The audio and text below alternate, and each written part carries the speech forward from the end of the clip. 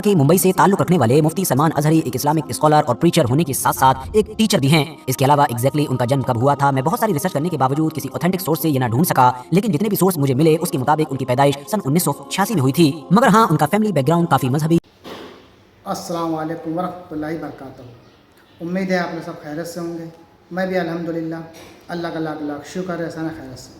आज इंशाल्लाह जिस वीडियो पर रिएक्शन देने आ रहे हैं, RH नेटवर्क चैनल का नाम है। इनके चैनल का लिंक मैं डिस्क्रिप्शन बॉक्स में दे दूँगा।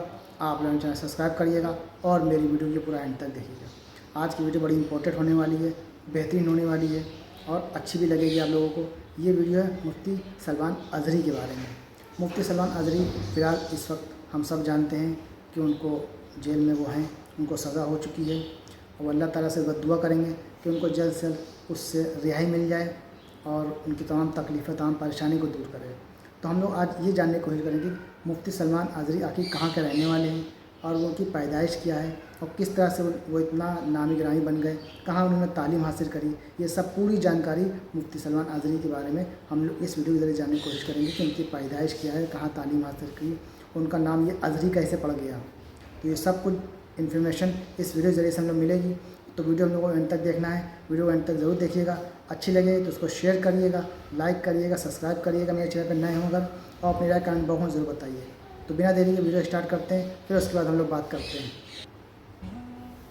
कुछ देर की खामोशी है, फिर शोर आएगा। अभी कुत्तों का वक्त है, फिर हमारा दौर आएगा।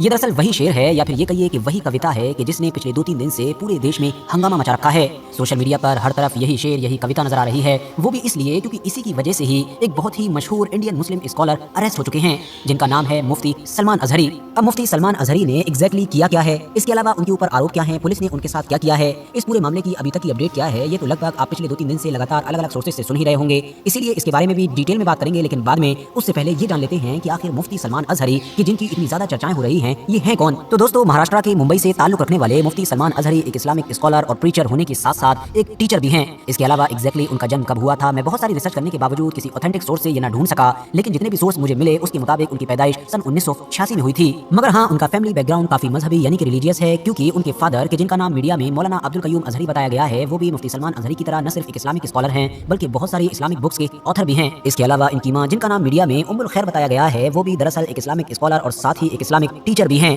मुफ्ती सलमान अजहरी ने अपनी बेसिक एजुकेशन यानी कि शुरुआती पढ़ाई तो इंडिया में ही अलग अलग जगहों और अलग अलग मदरसों में की, मगर फिर बाद में वो अपनी हायर एजुकेशन के लिए इजिप्ट यानी कि मिस्र के मशहूर शहर काहिरा पहुंचे और यहाँ पर इन्होंने अल अजहर नाम की उसी मशहूर यूनिवर्सिटी में पढ़ाई की, जो न सिर्फ आज के दौर में इस्लामिक एजुकेशन के लिए सबसे बेस्ट यूनिवर्सिटी मानी जाती है, बल्कि इसकी गिनती दुनिया की सबसे पुरानी यूनिवर्सिटीज के साथ भी की जाती है। ये जो आपको मुफ्ती सलमान अजहरी के नाम में अजहरी दिखाई दे रहा है, ये भी दरअसल कोई इनका एग्जैक्ट नाम नहीं है, बल्कि इनके नाम के आगे अजहरी इसीलिए लगाया जाता है क्योंकि इन्होंने अपनी पढ़ाई अल अजहर यूनिवर्सिटी से कंप्लीट की है।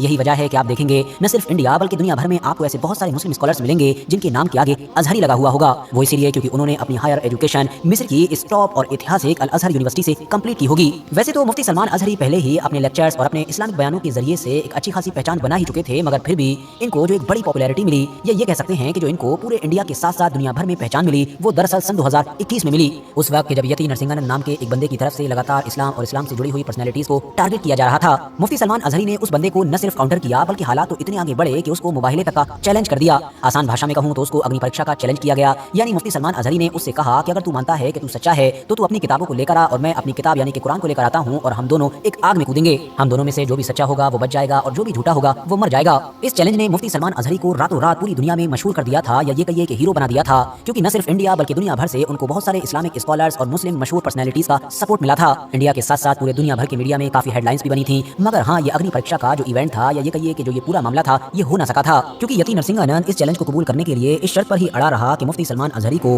पुलिस और एडमिनिस्ट्रेशन से इस पूरे मामले की खुद इजाजत लेनी होगी। जबकि दूसरी तरफ मुफ्ती सलमान अजहरी की तरफ से यती नरसिंहानंद के ऊपर भागने का इल्जाम लगाया गया और मुफ्ती सलमान अजहरी का कहना था कि क्योंकि यती नरसिंहानंद आ नहीं सकता है इसलिए वो बहानेबाजी कर रहा है, वरना उसको भी पता है कि पुलिस यती नरसिंहानंद को इस पूरे मामले के लिए इजाजत दे या ना दे, लेकिन मुफ्ती सलमान अजहरी को तो बिल्कुल नहीं देने वाली है। फिलहाल मुफ्ती सलमान अजहरी जामिया रियाजुल जन्ना के साथ साथ एक ट्रस्ट जिसका नाम है अल अमान एजुकेशन एंड वेलफेयर ट्रस्ट, उसके भी फाउंडर हैं। मीडिया रिपोर्ट्स के मुताबिक ये जो ट्रस्ट है इसका मेन मकसद है लोगों को इस्लाम के मैसेज, इस्लाम की तालीम और इस्लाम की वैल्यूज वगैरह से फेमिलियर कराना। सोशल मीडिया के अलग अलग प्लेटफॉर्म्स पर भी इनके बड़े फॉलोअर्स हैं। मिसाल के तौर पर यूट्यूब की ही बात कर लूं तो इनके मेन चैनल पर लगभग 5 लाख के करीब सब्सक्राइबर्स होने वाले हैं, जबकि बाकी भी बहुत सारे चैनल्स पर इनकी अलग अलग वीडियोस अपलोड की जाती हैं जिन पर लाखों या फिर ये कह सकते हैं कि मिलियंस में व्यूज आते हैं। इंस्टाग्राम पर भी इनके फॉलोअर्स की तादाद लगभग 5.5 लाख के करीब होने को है और इसके अलावा ट्विटर पर भी लगभग 80,000 के करीब लोग इनको फॉलो करते हैं। बात करें अब अगर ताजा मामले की, तो अचानक से पिछले कुछ दिनों से ये देखा गया कि मुफ्ती सलमान अजहरी के एक लेक्चर की छोटी सी क्लिप सोशल मीडिया पर वायरल की जा रही थी।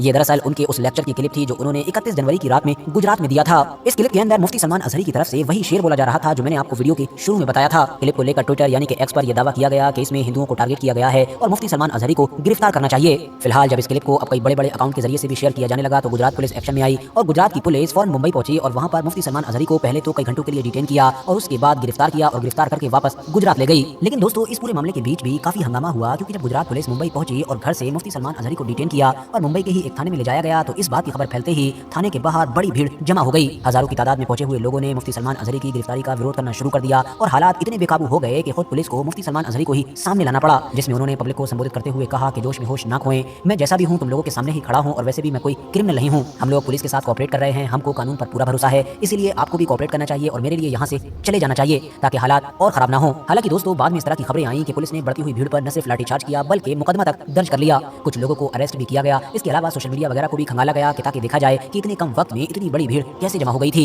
इसके अलावा गुजरात से भी ये खबर आई कि 31 जनवरी को जो प्रोग्राम हुआ था, मतलब जिस प्रोग्राम की क्लिप सोशल मीडिया पर वायरल हो रही थी, उसके जो 2 ऑर्गेनाइजर थे उनको भी गिरफ्तार कर लिया गया है। हालांकि दोस्तों, जहां एक तरफ मुफ्ती सलमान अजहरी के ऊपर हेट स्पीच का आरोप है और ये कहा जा रहा है कि उनका बयान 2 समुदाय के बीच खाई बढ़ाने वाला है, तो वहीं दूसरी तरफ मुफ्ती सलमान अजहरी की तरफ से बार बार यही कहा गया है कि उन्होंने तो अपने शेर में, अपनी कविता में कहीं भी किसी समुदाय का नाम ही नहीं लिया था, बल्कि अगर पूरी स्पीच को देखा जाए तो वहां पर फिलिस्तीन वगैरह से रिलेटेड सारे मामलों की बात चल रही थी और उन्होंने उसी कॉन्टेक्स्ट में इस पूरे शेर का इस्तेमाल किया था। मुफ्ती सलमान अजहरी जब पुलिस की कस्टडी में मुंबई में ही मौजूद थे तो AMIM के मशहूर नेता वारिस पठान ने भी न सिर्फ उनको सपोर्ट किया बल्कि वो उनसे मिलने के लिए भी पहुंचे थे और उन्होंने भी बाद में मीडिया से यही कहा था कि मुफ्ती सलमान अजहरी को सिर्फ और सिर्फ मुस्लिम होने की सजा मिल रही है, क्योंकि उन्होंने तो कोई हेट स्पीच दी ही नहीं है, बल्कि ये पूरी बात फिलिस्तीन के कॉन्टेक्स्ट में बोली गई थी। साथ ही तो दोस्तों, ये था हमारा रिएक्शन जो हमने देखा मुफ्ती सलमान अजहरी बारे में। पूरी जानकारी, पूरी इंफॉर्मेशन इस वीडियो के ज़रिए से मिल गई हमको और तो वीडियो आपको अच्छी लगी होगी, लेकिन दुआओं की दरख्वास्त है मुफ्ती सलमान अजहरी साहब के लिए दुआ ज़रूर करें,